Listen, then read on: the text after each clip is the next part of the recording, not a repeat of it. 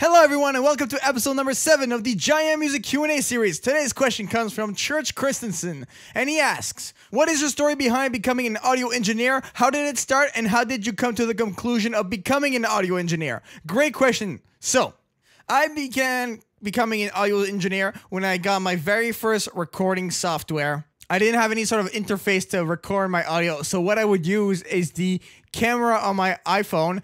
I would film and then I would transfer the audio files into it was not even a DAW, it was Vegas Movie Studio number 8. And so I used that and I would overlay my tracks and record them, and it was really bad, but it was the beginning. That's when I started becoming an audio engineer.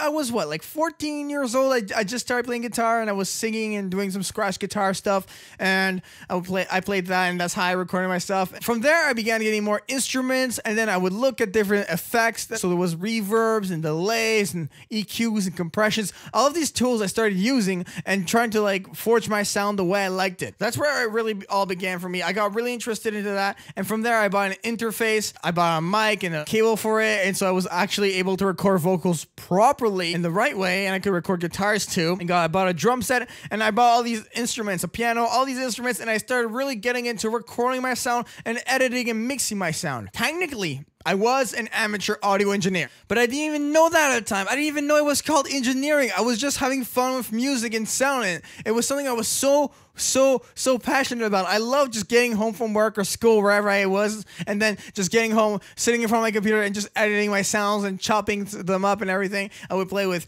pitch correcting, pitch shifting, time stretching, beat making, all of these different things I started playing with. So I used Vegas Movie Studio 8, and right after that I switched into this program called Magix Makers.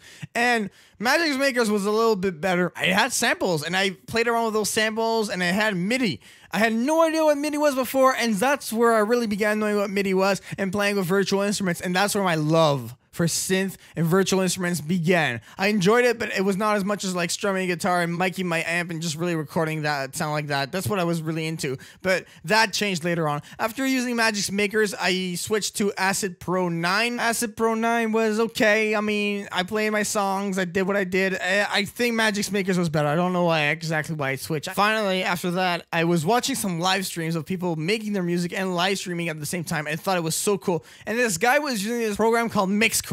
And I looked at it and it looked so cool, and the sound was sounding so great. And so I looked up Mixcraft and I saw all these tutorial videos on YouTube, and from there I started like just going through them and looking at all of these different things. And Mixcraft had all of these new options that didn't even exist in all those other DAWs I worked with before. They had automation, they had master effects, they had bussing, and they had send effects, all these different sort of tracks and ways to manipulate audio.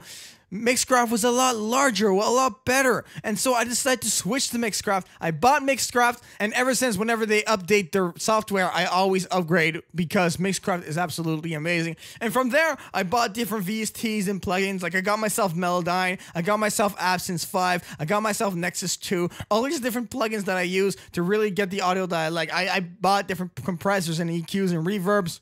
And once in a while, these websites would have like free plugins for like only for today. This plugin is free. So I was always reading up on that and always making sure that I would get the plugin when it's free. Finally, so when I was doing all of that, I decided to apply to music industry arts at Algonquin College. I was working on Rebirth, and I applied, and I sent in Face the Truth, and I got accepted. And then I realized I actually have potential. My music is actually good, because I had previously applied to music industry arts, and I was put on a waiting list. But since then, I improved. I applied back then when I was using my iPod to record music, and I was rejected. I was like, oh man, my music's not good enough. So I buckled down even more and started working even harder at my music. And that's when I got my interface, the better software, everything, new plugins, new ways to edit, better mics, better amps, better everything. When I got into music industry arts, I had released Rebirth, and I had an album under my belt. I had a solid album in my mind. I thought it was solid. It's a decent album now that I look at it. I looked at Rebirth and I thought, man, this is my best work so far, and I can already do all of these songs and all these entire productions, and I'm not even starting the program. So this is a good place for me.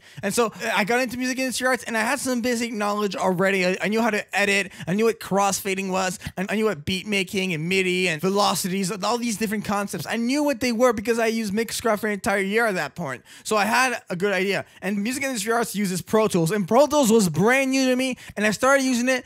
I very quickly found out that Pro Tools is not for my personal projects. I understand that it's the common dot in the music industry, and it's what you need to know how to work on if you want to have a job out there. And fortunately, I worked really hard in Pro Tools and at school, so I knew how Pro Tools worked, and I knew that I could use that, and I can also use Mixcraft. So that's perfect. Like right now in France, I'm using Logic, so that's another dot that I know now. These are all things that I learned and can use as an audio engineer. When I got into music industry arts in that first day, we explained what we did, what our experiences were, and the teacher asked me questions, and very, very quickly, he labeled me, and I used the term, it's a bit offensive to people, he used the term gear slut, as in someone who loves buying gear. Because apparently when I was talking to him, I said, oh, I have this guitar, I have this cab, I have this amp, I have this interface, I have this mic, I have this DAW, I have this plugin, I have this VST, and the teacher was like, whoa, okay, so basically all your money you spend it on the music. I was like, yes, I am addicted. This is why I'm here.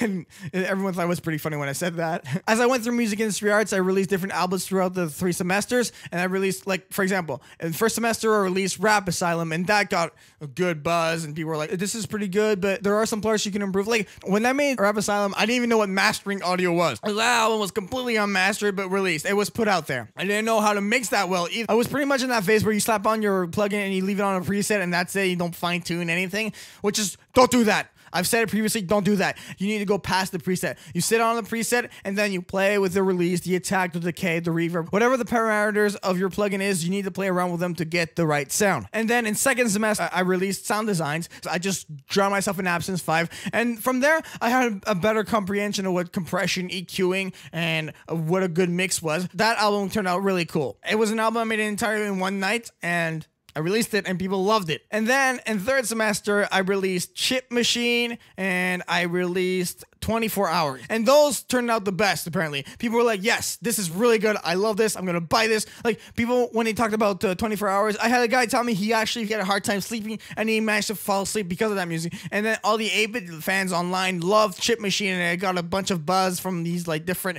8-bit subgroups on Facebook and all this amazing stuff. So how did you come to the conclusion of becoming an audio engineer?